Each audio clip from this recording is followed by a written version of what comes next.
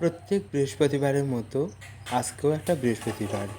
গৃহস্থ পরিবারের সুখ শান্তি বজায় রাখার জন্য আজকের দিনে প্রভু লক্ষ্মী ও নারায়ণের পুজো করা হয়। তাই আমি সকাল সকাল উঠে স্নান করে ফুল তুলে পুজোর আয়োজন করার চেষ্টা করছি।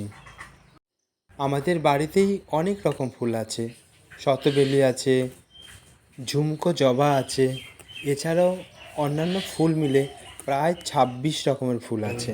তাই পুজোর জন্য তুলসী পাতা, দূর্বা ঘাস, বিভিন্ন রকম ফুল, বেলপাতা এগুলো তুলে পুজোর আয়োজন করতে শুরু করেছি।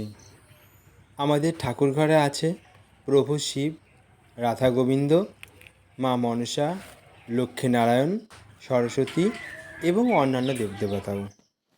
সপ্তাহের আজকের দিনটিতে নতুন করে ঘট স্থাপন করা হয়। এর জন্য ঘট তুলে পরিষ্কার পরিচ্ছন্ন করে তাকে সাজিয়ে তুলতে অনেক সময় লেগে যায়। আমি সকাল সকাল স্নান করে তুলসী মেদিটাও সুন্দর করে পরিষ্কার করে নিয়েছি। এরপর পুজোর ঘট ও ঠাকুরের থালা বাসন মেজে পরিষ্কার করে নিয়েছি। তারপর ঠাকুর ঘর মুছে পুজোয় বসে গেছি।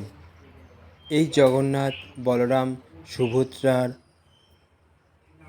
বিগ্রহ আমি কিছুদিন আগে পুরী থেকে নিয়ে এসেছি। ঠাকুরের জন্য আসন পাতা হয়ে গেছে, ফলও সাজানো হয়ে গেল, প্রদীপ, ধূপকাঠি এগুলো সুন্দর করে সাজিয়ে প্রভু শিবের পুজো দিয়ে আজকের পুজো শুরু করলাম।